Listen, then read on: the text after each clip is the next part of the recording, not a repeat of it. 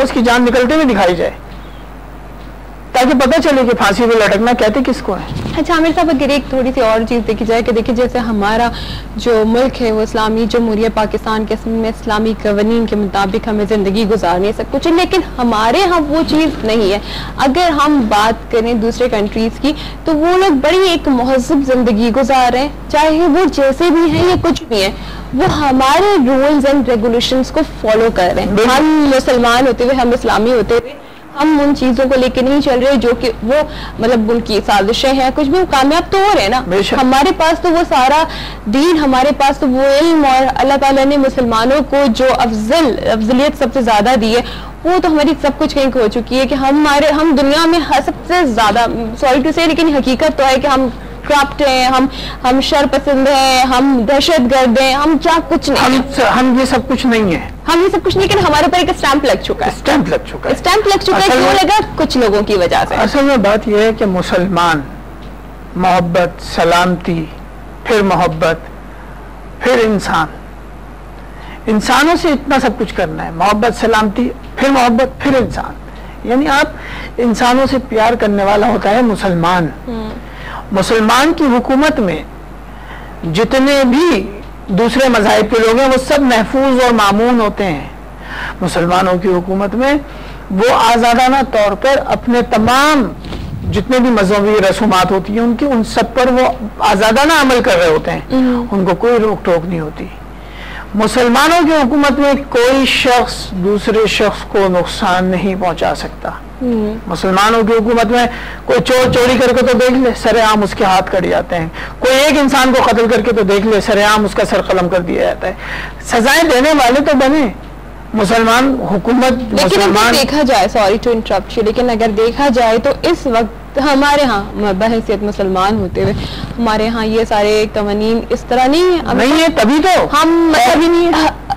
जो चीजें हम पहले नहीं सुनते थे, जो रिश्तों का एहतराम होता था, ये जो सारी चीजें होती थी, इस तक सबसे ज्यादा, चलो हम ये कह देंगे जी हमें गवर्नमेंट से ये शिकायत है तो यहाँ पर ये हो रहा है, तो हम बेरोजगार हैं, तो हम ये, लेकिन हमारे खुद के जो इस वक्त इशूज हैं वो भी तो देखना चाहिए ना, कि जो घरेलू मसाइल हैं उनमें कितना कुछ हुआ जा रहा है कि भाई बहन, माँ बाप, बेटा बेटी, वो तमाम जो रिश्ते हैं उनके तकद्दुस को पामाल किया जा रहा है, वो कत्ल, गारत, खुदकुशियां। उसकी भी वजह बताता हूँ। उसकी वजह यह है कि पहले होता यह था कि अगर कोई एक बच्चा अपने वालिदैन के साथ किसी किस्म की कोई बदतमीजी अगर कर जाता था तो उस इलाके के जितने भी बुजुर्ग होते थे वो सारे उस बच्चे को लान तान करते थे। वो बिल्कुल, कि उसे एहसास रहता था कि अब दूसरे बच्चे को होता था कि मैं तो ये कभी कर ही नहीं सकता है। सॉरी मैं आपकी बात कर रही हूँ, कॉलर को शामिल करते हैं, साथ में भी बात करते हैं। अस्सलाम वालेकुम। हेलो हेलो हेलो, अस्सलाम वालेकुम। आवाज मुझ तक नहीं आ रही है। आई थिंक इनकी आवाज ऑन है जारी, लेकिन मुझे इनकी आवाज, हेलो, नहीं, लाइन ड्रॉप हो चुकी है, दोबारा से कॉल कीजिएगा।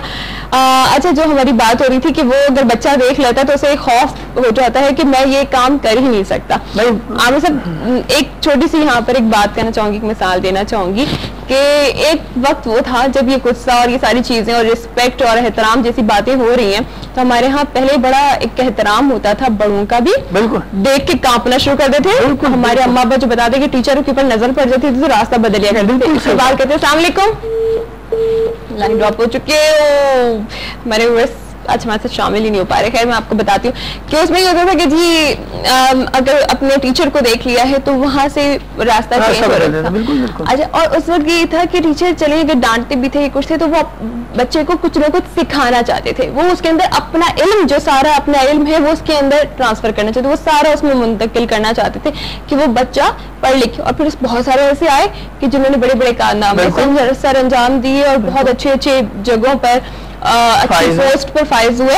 अच्छा, लेकिन अब जो थोड़ा सा देखा जा रहा है कि टीचर्स का भी रुतबा तो अगर बदला है कि स्टूडेंट ने वो अहमियत होगी तो टीचर भी टोटली चेंज हो चुका है। कि आपने ये सुना होगा कि टीचर के मारने की वजह से बच्चे ने किस तरह से खुदकुशी की थी, और एक टीचर ने जब बच्चे को स्कूल से निकाला था तो उसने अपने पेरेंट्स ने भी यहाँ पे साथ में कोऑपरेट नहीं किया था। अभी चंद दिन पहले की बात है कि उमर 9वीं क्लास का एक स्टूडेंट, तो फादर ने भी स्कूल जाने से मना कर दिया था, जिस पर उस बच्चे ने खुद को आग लगा ली और उसके बाद वो बुरी तरीके से जलकर हलाक हो गया। इसके बाद जो दूसरा केस उसकी के 2 दिन बाद आया है कि एक और बच्चे ने स्कूल टीचर की डांट की वजह से खुदकुशी कर ली। मतलब ये देखें कि ये इतनी ऐसी चीज बन चुकी है, या उनके जो उस्ताद और स्टूडेंट का रिश्ता है, तो हर जगह गुस्सा, हर जगह इंतहा पसंदी, हर जगह। हम सिर्फ इंतहा पसंदी यहाँ पे नहीं कहेंगे, हर जगह इंतहा पसंदी आ रही है।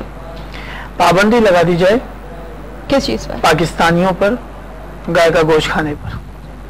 अरे वाह, बिल्कुल पाबंदी लगा, मैं समझी नहीं। और तमाम पाकिस्तानी, बल्कि हर तरह का गोश्त पाकिस्तान के अंदर बंद कर दिया जाए, हर तरह का गोश्त। अच्छा। और सिर्फ सब्जियों पे गुजारा करवाया जाए पाकिस्तानियों को। ये सीरियस कह रहे हैं? बिल्कुल सीरियस कह रहा हूँ। तो इससे क्या होगा? गुस्सा खत्म हो जाएगा इनका।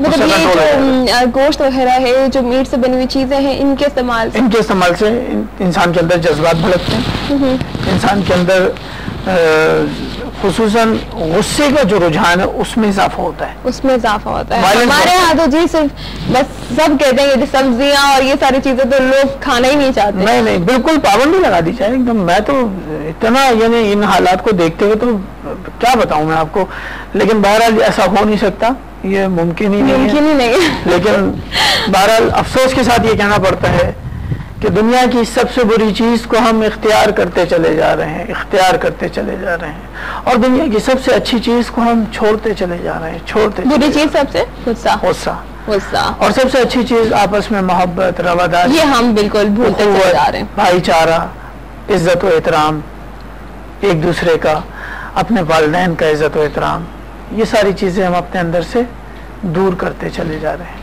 जो अच्छाइयाँ हैं उन्हें इख्तियार करने से गुरेज कर रहे हैं, और जो बुराइयां हैं उन्हें इख्तियार कर रहे हैं। क्या होगा हमारा, ये आप खुद भी बाशऊर लोग हैं, आप खुद भी समझ सकते हैं। बिल्कुल, लेकिन समझने वाले जो जहन चाहिए, समझने वाला जहन चाहिए, अमल करने वाले जो दिल चाहिए। ये हमारे यहाँ होते हैं कि हम सिर्फ सुनते हैं, हम बोलते हैं, हम अमल नहीं करते हैं, हम उस बात को इतना सीरियस नहीं लेते हैं। और जब कुछ वक्त ऐसा गुजर जाता है, ऐसा चीज़ हर किसी के इंसान की, मेरे ख्याल की ज़िंदगी में, मैं ये समझती हूँ आमिर साहब आप इस इत्तेफाक करेंगे कि हर इंसान की ज़िंदगी में मुश्किलों वाला दौर ज़रूर आता है। कोई ये कह ही नहीं सकता कि जी मेरी ज़िंदगी सिर्फ आसानियों पर चली जा रही है। अल्लाह ताला कहीं ना कहीं अपने बंदे को आजमाने के लिए कहीं ना कहीं एक परेशानी, छोटी मुसीबत, चाहे वो बड़ी हो या छोटी हो, जरूर इंसान की जिंदगी में आती है। लेकिन अगर हम उस पर इंतहा पसंदी पे चले जाएं, हम सोचें कि जी इसका हल सिर्फ और सिर्फ ये है कि मार धाड़, गुस्सा, शोर शराबा, चीखना चिल्लाना, ये सारी चीजें हो, तो फिर हमारा क्या होगा? आमिर साहब ने सही कहा कि वाकई हम कहाँ जाएंगे, हमारा क्या होगा, हम अगर सही कर सकते हैं। मैं अक्सर चीज़ देखती हूँ, बहुत छोटी सी बात है अगर फील करने के लिए, कि उसको ड्रामा कहेंगे या उसको एक्ट कहेंगे, उसे जो भी कहें, हमारे यहाँ चाहे कुछ भी हो रहा हो, हमारे यहाँ एक दूसरे से जलने के लिए, वो चाहे कोई भी शोबा हो, कोई भी, चाहे जिस जगह भी आप काम कर रहे हो, कोई भी फील्ड हो, एक्टिंग हो, सिंगिंग हो, म्यूजिक हो, या आप किसी ऑफिस में काम कर रहे हैं, वहां पर ये होता है कि हम हमेशा एक दूसरे से जलते रहते हैं। हमारे यहाँ एक जेलसी फैक्टर बहुत ज्यादा है। हम किसी की बात को, अगर किसी के साथ कुछ गलत हो जाए तो हम बिल्कुल भी उसकी फीलिंग्स को महसूस ही नहीं करते, हमें एहसास नहीं होता। लेकिन अगर आप भी पाकिस्तान से बाहर निकलें और दूसरे कंट्रीज और दूसरे प्रोग्राम्स, उनके सिर्फ शोज ही देख लें, चाहे कुछ भी हो यार, पता नहीं हम क्यों खामखा कहते हैं कि वो सिर्फ ड्रामा है, कुछ हमारी नजरों के सामने जो कुछ है या जो वहां नजर आता है, वो लोग एक दूसरे को बहुत ज्यादा फील करते हैं। सिर्फ इंसानों का क्या, वो तो इवन जानवरों के साथ इतनी मोहब्बत करते हैं कि उनकी तकलीफ पर उनकी आंखों से आंसू बहने शुरू हो जाते हैं कि इसको क्या हो रहा है। एक गाय गिर गई थी नहर में। बिल्कुल बिल्कुल मैंने ये देखा था, और उसको बचाने के लिए हेलीकॉप्टर तक मंगवा लिए गए थे कि उस गाय को निकाले। यहाँ पर इंसान का बच्चा इतनी देर तक मेन होल में गिरा पड़ा रहता है और 2-2 दिन गुजर जाते हैं, तो वो उस बच्चे को नहीं निकाला जाता जो कि एक इंसान का बच्चा है। वो 2 दिन के बाद वहाँ पर आई थिंक मुझे याद नहीं है कि रेस्क्यू टीम मौजूद थी। ये पिंडी का वाकया है, लास्ट मेरे ख्याल सर्दियों की बात है कि बच्चा गिर चुका था पानी की टंकी में, लेकिन रेस्क्यू टीम के जो अफराद थे वो उसके अंदर उतर नहीं पा रहे थे। क्यों? पानी ठंडा है, पानी ठंडा है आमिर साहब। इसकी वजह से वो नौजवान जो मदद, वो पानी ठंडा होने की वजह से, खैर उस बच्चे की जान में भी अल्लाह ताला ने उसकी जिंदगी इतनी रखी थी, लेकिन हम तो बेहिसी ना। अब हम कहें कि जी सबकी जिंदगी इतनी, मैं खुदकुशी कर लूं, मैं खुद अपने गले में फांसी का फंदा डाल दूं, वो मेरी जिंदगी इतनी थी। तो ये too much seriously too much. Time भी हमारा खत्म हो रहा है, लेकिन काश किसी के दिल पर हम भी सीख रहे हैं, आप लोग भी सीखें कि काश किसी की बात दिल पर ये बात असर कर जाए, काश एक शख्स भी सुधर जाए तो बहुत बड़ी बात होगी। और अल्लाह ताला इसके बदले में आमिर साहब को भी, मेरी भी, आप सब लोगों की जिंदगी में खुश रखें। Thank you so much Aamir साहब, अपना बहुत ज्यादा ख्याल रखिएगा और सबके लिए दुआ कीजिएगा, अपने पाकिस्तान, अपने प्यारे पाकिस्तान के लिए अपना बहुत ज्यादा ख्याल रखिएगा, अपने मुल्क से बहुत ज्यादा मोहब्बत करें क्योंकि यही हमारा वतन है, यही हमारी माँ है। इसके साथ ही अपनी होस्ट रहना को इजाजत दीजिए, जिंदगी है तो फिर मुलाकात होगी। अल्लाह हाफिज।